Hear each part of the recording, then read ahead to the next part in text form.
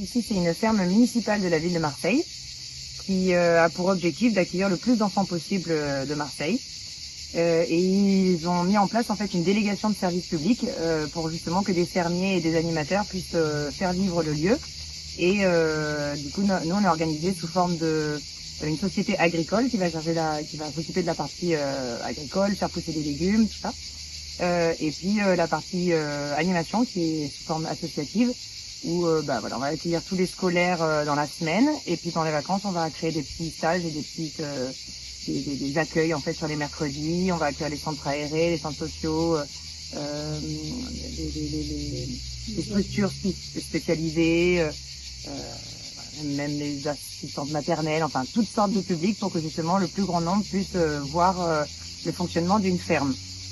C'est une ferme, moi je dirais, sur un modèle plutôt familial, où en fait justement c'est à petite échelle avec un exemplaire de chaque animal et une culture qui est censée nourrir, on va dire, les familles du quartier. Donc c'est à petite échelle, mais c'est bien que les enfants puissent voir l'alternative à l'agriculture conventionnelle, où justement qui a tendance à faire des dégâts sur la nature. Et puis ils ont une grande chance de pouvoir avoir une ferme au milieu urbain, parce que en plein milieu de Marseille, c'est quand même bien d'avoir un petit registre de nature. Ce qu'on peut apporter, c'est de participer à maintenir ce lieu et à continuer à le préserver, parce que c'est quand même un espace ancien qui a été préservé par d'autres personnes, et à notre tour, on vient prendre le relais aussi pour le conserver et le garder disponible pour les futures générations.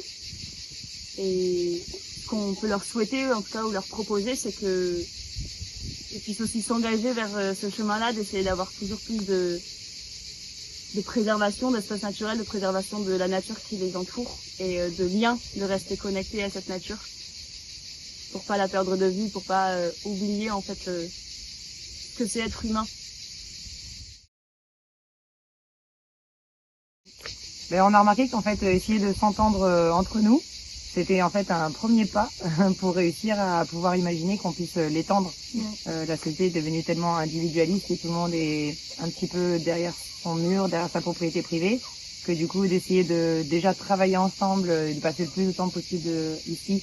En fait, si nous déjà on y arrive à notre échelle, ça permet d'imaginer que on peut l'étendre aux gens qui vont venir, au quartier, et essayer de remettre des liens entre tout ça, quoi. C'est notre premier pas vers le vivre ensemble.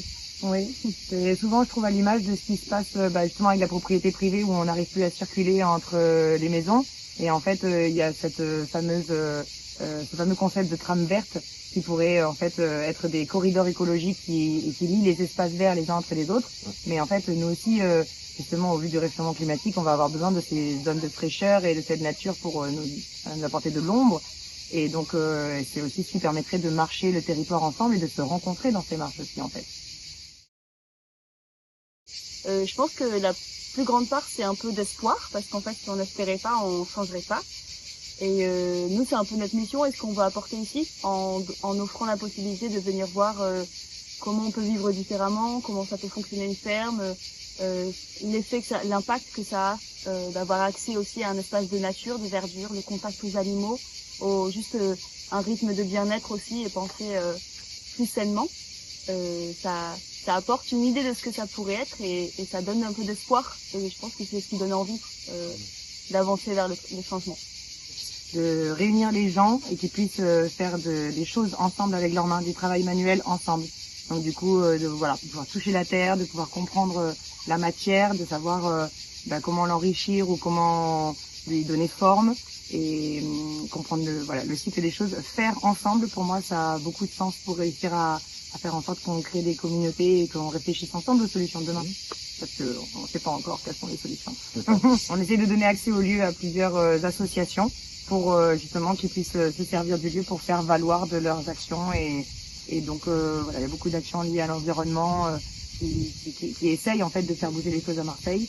Donc ce lieu est un bon lieu de rendez-vous pour pouvoir se réunir et parler encore une fois des solutions pour le monde de demain. En ce moment, on est en stage à la ferme, donc on passe une semaine entière avec les enfants. Et justement, ça fait partie des groupes dans lesquels il faut chercher à comprendre si on a besoin de poser des règles pour le vivre ensemble. Et puis là, on finit aujourd'hui avec un stage cabane où en fait on va construire un grand village de cabanes.